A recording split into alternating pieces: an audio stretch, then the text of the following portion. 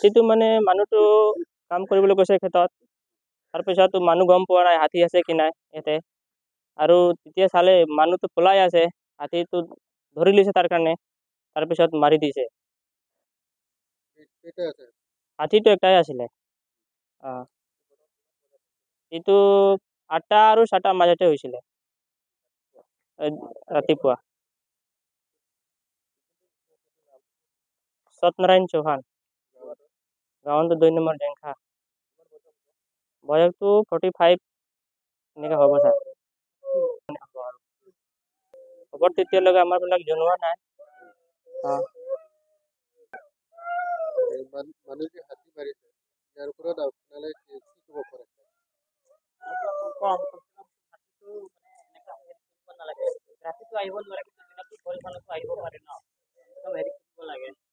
কিবাটো সহায় কৰিব লাগে আৰু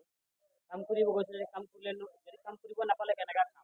কাম কৰিব গৈছে ঘৰ ওচৰত দূৰ নহয় 200 মিটাৰ মাৰি দিছে এতিয়া আমাৰ চৰকাৰৰ পৰা সহায় লাগে খবৰটো নাই নম্বৰ নাই